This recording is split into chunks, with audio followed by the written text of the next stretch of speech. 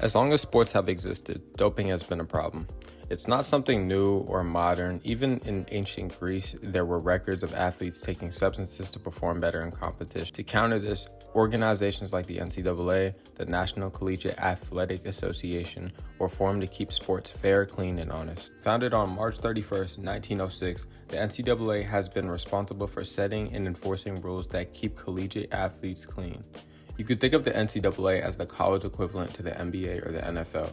It's the main governing body that organizes, regulates, and kind of elevates collegiate athletes who may go on to play professionally. While the NCAA is based in the United States and it does include one Canadian university with 3 campuses in Burnaby, Surrey, and Vancouver, and its rosters are open to international athletes who transfer into the system.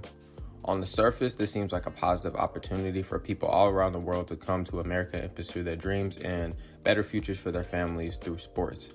But like any system that opens its doors wide open, not everyone enters with pure intentions, and that's where the problem starts to begin. NCAA eligibility works in a fairly simple way. Once you enter college, you have 4 years to compete. There's no specific age limit, which technically means someone can start off competing at almost any age and still have 4 years of fresh, clean eligibility. That's how you end up with 18-year-old freshmen straight out of high school competing against much older athletes who are quote-unquote freshmen on paper but have years more of experience backed up behind them in training.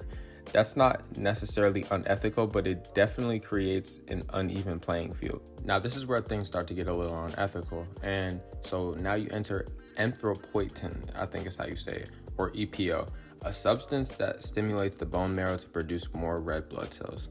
Red blood cells carry hemoglobin, which delivers oxygen to the muscles. The more oxygen your muscles receive, the longer and harder they can work, which means better for endurance, faster recovery, and overall better performance.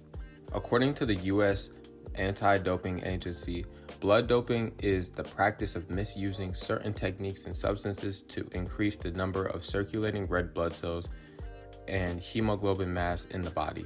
In simple terms, it makes you perform better. It basically makes you like crack that running, right? The NCAA bans substances like EPO for this exact reason, that it gives an unfair advantage and you compete from a different playing field. Yet, despite the ban, some athletes and even entire programs have been caught violating these rules.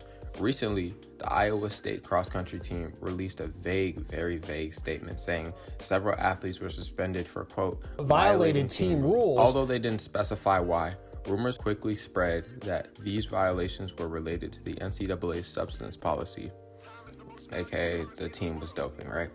Whether or not that's confirmed, it sparked a large conversation about doping in college athletics and how deep the problem runs. So now you have a whole clear picture. Imagine being a college freshman trying to make your mark in college athletics, training hard, staying clean, and doing everything the right and proper way, only to find out you're competing against people who are older, stronger, and using banned substances against you. That's very discouraging. It creates an environment where honest athletes begin to question their own self-worth and wonder if they're even if they should even keep going or if they're on equal playing ground. And to make matters worse, there are coaches out there, not necessarily Iowa State. I'm not targeting a certain group of people, but what it is that I'm saying is that across the NCAA, not even just with track and cross country or like college sports, high school, college, and at all levels, pro, we see it in the Olympics, are encouraging doping. They're encouraging doing this so that they can keep up with other teams. It's reminiscent of the 1980s when doping in professional sports became so widespread that many athletes felt like they had no choice but to join in just to stay competitive and in the conversation. Now, how I relate this to the sin of gluttony and why it isn't just greed is because greed is that like raw feeling and intention or desire of like more and never being satisfied. What makes this gluttony is the act of consuming something to fulfill that desire. It is the act of taking what is unnatural to you and what you haven't earned and consuming that to fulfill your desires. In this case, it's very specific. We are not speaking about overindulgence of physical hunger, but metaphorically speaking of the hunger that greed powers, that inspires one to start doping. But what this does is it creates a situation where you can't be at peace with yourself or genuinely proud of what you're accomplishing and doing unless you lie to yourself or create something in your head to justify competing dishonestly. Like, I have to do it. I have to XYZ. That's usually the thing that you hear.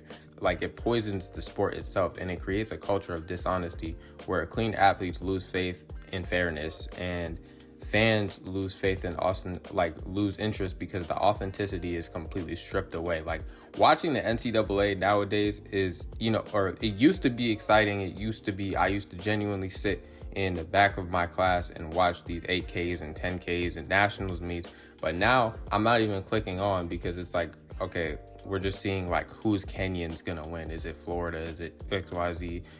And to be clear, I have nothing against foreign athletes competing in the NCAA. I think it's a great opportunity that they get to do this in the first place and get this opportunity. But if you're not competing, honestly, I don't think it's ethical for you to be competing, especially being as old as you are. So it's really just like, and it's not just Kenyans as well. It's just doping all across. I used Iowa State as an example, and that is like the most extreme example of adults coming from other places that are basically professionals and competing at this level and how that's kind of unfair. But there are minor or more just like step down cases where people are doping, people are coming in older with fresh eligibility and are kind of taking that opportunity to win away from like guys like me that are just getting out of high school. In the end, gluttony isn't about eating too much.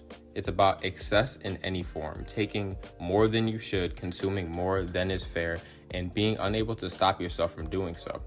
In sports, that overconsumption shows up in doping, where athletes take substances they don't need and haven't earned, all to satisfy a hunger for success that can never truly be satisfied. You will never truly be happy with that.